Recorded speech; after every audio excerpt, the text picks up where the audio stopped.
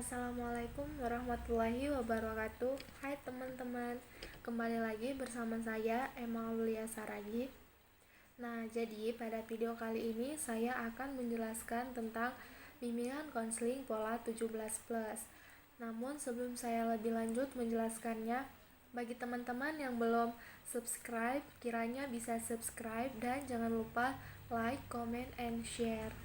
Jadi di dalam bimbingan konseling itu terdapat beberapa pola, yang dimana pola yang pertama yaitu bimbingan konseling pola 17 dan yang kedua yaitu bimbingan konseling pola 17+. Namun pada video kali ini saya akan membahas tentang bimbingan konseling pola 17+.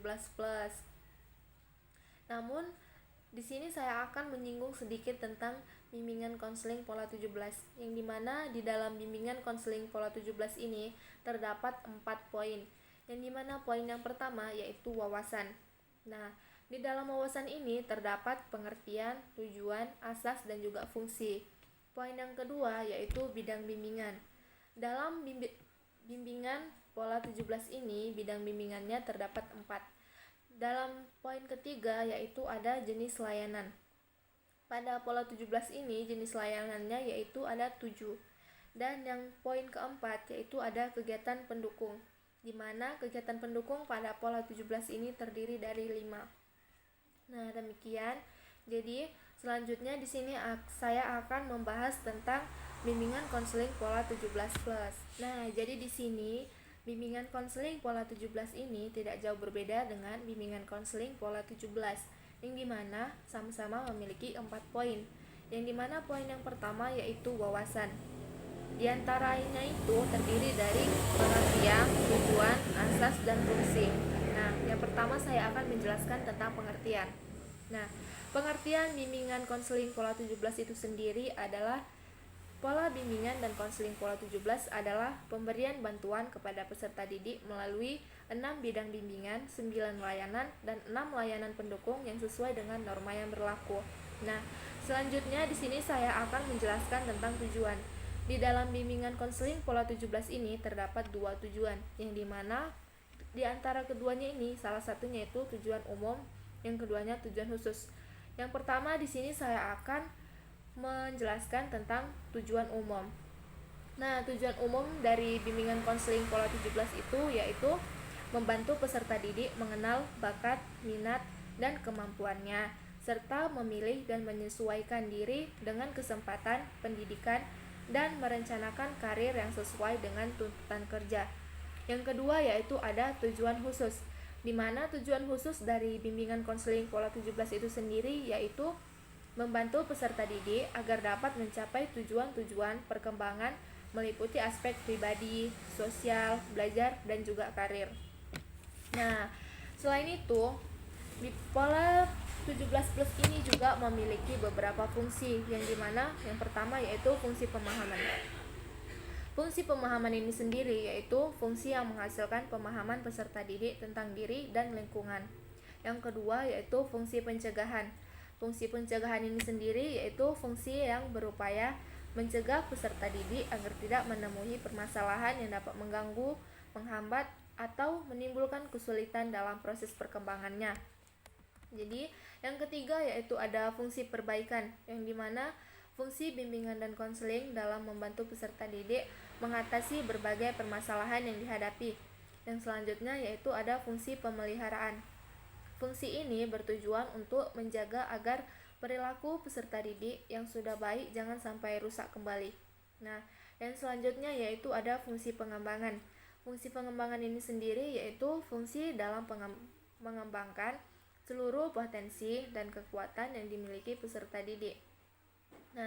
Yang selanjutnya ada fungsi penyaluran. Fungsi penyaluran ini yaitu fungsi dalam membantu peserta didik untuk memilih dan memantapkan penguasaan karir yang sesuai dengan bakat, minat, keahlian, dan ciri-ciri kepribadiannya. Yang selanjutnya ada fungsi penyesuaian. Fungsi penyesuaian ini sendiri yaitu fungsi dalam membantu peserta didik menemukan penyesuaian diri dan perkembangannya secara optimal. Yang selanjutnya yaitu fungsi adaptasi. Fungsi adaptasi ini yaitu fungsi yang membantu staf sekolah untuk mengadaptasikan program pengajaran dengan minat, kemampuan, serta kebutuhan peserta didik. Nah, yang selanjutnya yaitu ada asas-asas. Apa aja sih asas-asas yang ada terdapat pada pola 17+ itu? Nah, asas-asas yang ada pada pola bimbingan konseling 17+ yaitu yang pertama ada asas kerahasiaan, yang kedua ada asas kesukarelaan, yang ketiga ada asas keterbukaan, yang keempat ada asas kekinian, yang kelima asas kemandirian, yang keenam asas kegiatan, yang ketujuh asas kedinamisan, yang kedelapan asas keterpaduan, yang kesembilan asas kenormatifan, yang kesepuluh asas keahlian, yang kesebelas asas alih tangan, dan yang ke-12 ada asas tutwuri handayani. Pada poin kedua, di sini saya akan menjelaskan tentang bidang bimbingan. Nah, pada bimbingan konseling pola 17+ ini terdapat 6 bidang bimbingan. Yang pertama yaitu bidang bimbingan pribadi, yaitu bidang layanan pengembangan kemampuan mengatasi masalah-masalah pribadi dan kepribadian berkenaan dengan aspek-aspek intelektual, afektif, dan motorik. Yang kedua yaitu bimbingan sosial, yang dimana bimbingan sosial itu yaitu bidang layanan pengembangan kemampuan dalam mengatasi masalah-masalah sosial dalam kehidupan sekolah, keluarga, maupun di masyarakat, juga upaya dalam berinteraksi dengan masyarakat. Yang ketiga yaitu bimbingan karir. Bimbingan karir yaitu layanan yang merencanakan dan mempersiapkan masa depan karir peserta didik. Yang selanjutnya ada bimbingan belajar. Bimbingan belajar itu sendiri yaitu layanan untuk mengoptimalkan perkembangan dan mengatasi masalah dalam proses pembelajaran. Yang selanjutnya ada bimbingan keberagamaan, yaitu layanan untuk memilih dan menganut kepercayaan sesuai dengan dirinya. Yang terakhir ada bimbingan keberkeluargaan, yang dimana bidang keberkeluargaan ini yaitu layanan yang berkenaan dengan masalah keluarga. Nah, poin ketiga di sini saya akan menjelaskan tentang jenis layanan, yang dimana pada bimbingan konseling pola 17+ ini terdapat 9 jenis layanan. Baiklah, yang pertama yaitu ada layanan orientasi. Layanan ini ditujukan untuk peserta didik baru guna memberikan pemahaman dan penyesuaian diri terhadap lingkungan baru, baik lingkungan sekolah yang baru dimasuki. Yang kedua yaitu layanan informasi.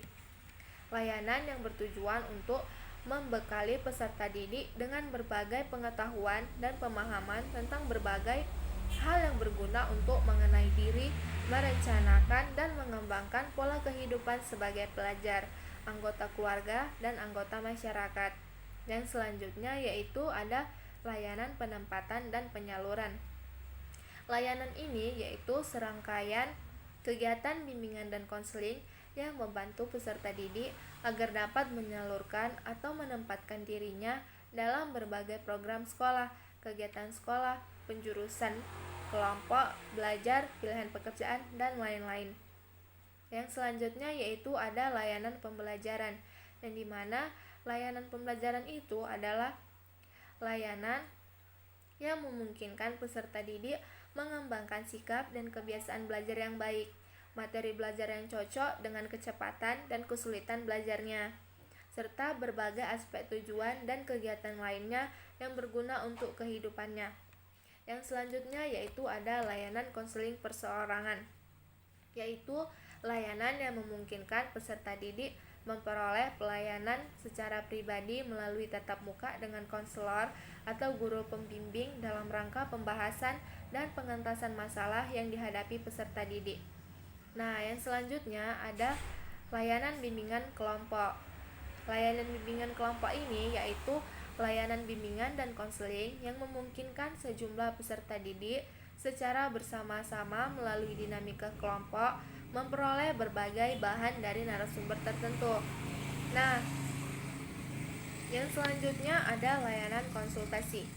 Layanan konsultasi ini yaitu layanan bimbingan dan konseling yang diberikan kepada seseorang untuk memperoleh wawasan, pemahaman, dan cara-cara yang perlu dilaksanakan dalam menangani atau membantu pihak lain. Nah, yang terakhir ada layanan mediasi.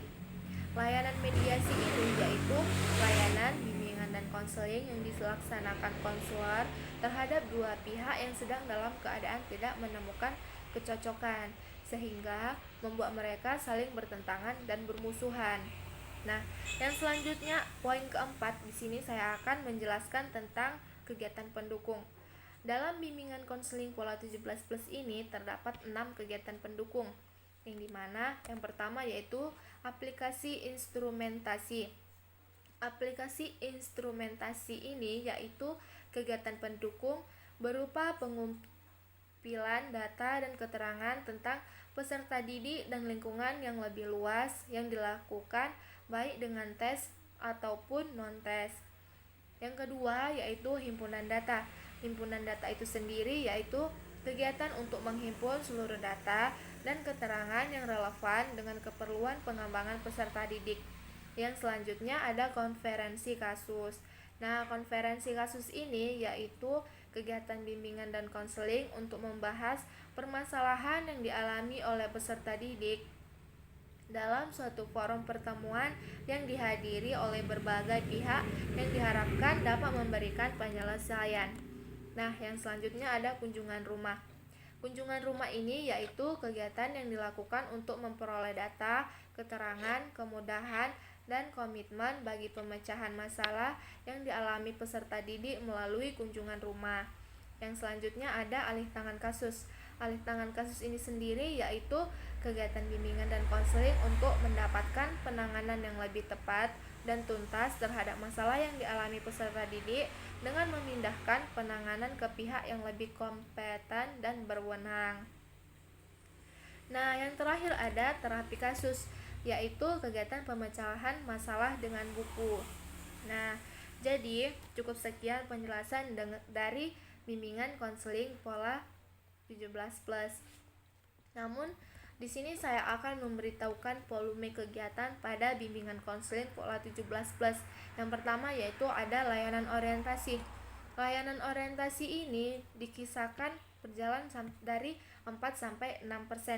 Layanan informasi 10-12%, layanan penempatan atau penyaluran 5-8%, layanan pembelajaran 12-15%, layanan konseling perorangan 12-15%, layanan bimbingan kelompok 15-20%, layanan konseling kelompok 12-15%, aplikasi instrumental 4-8%, himpunan data 4-8%, konferensi kasus 5-8%, kunjungan rumah 5-8%, dan yang terakhir alih tangan kasus 0-2%.